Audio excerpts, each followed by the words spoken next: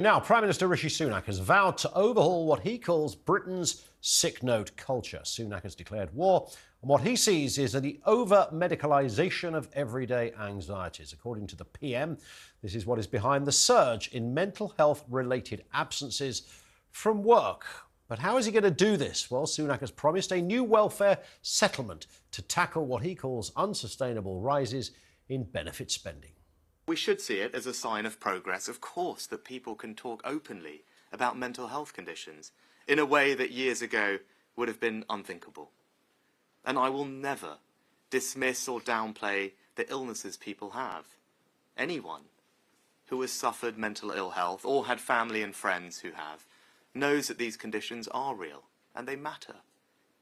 But just as it would be wrong to dismiss this growing trend, so it would be wrong to merely sit back and accept it.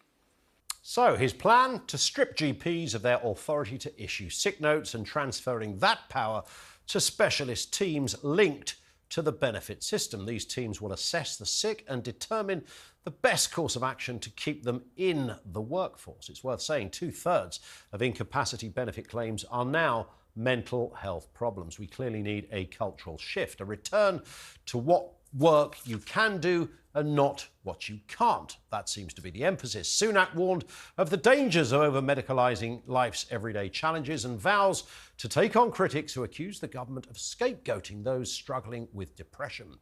Whitehall officials are currently grappling with a staggering 700,000 rise in long-term sickness since the pandemic began. Half of those who are out of work due to illness report suffering from depression, anxiety, or bad nerves.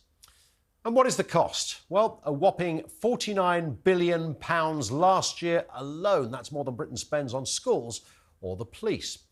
Pilot schemes are already underway, offering job coaches, physiotherapy and mental health treatment to those at risk of dropping out of the workforce. However, not everybody is on board with Sunak's plan. Critics like Sarah Hughes, chief executive of the charity Mind, accuse him of insulting those fighting for NHS mental health care. And Professor Camilla Hawthorne, chair of the Royal College of GPs, warns against prioritising government targets over patient health.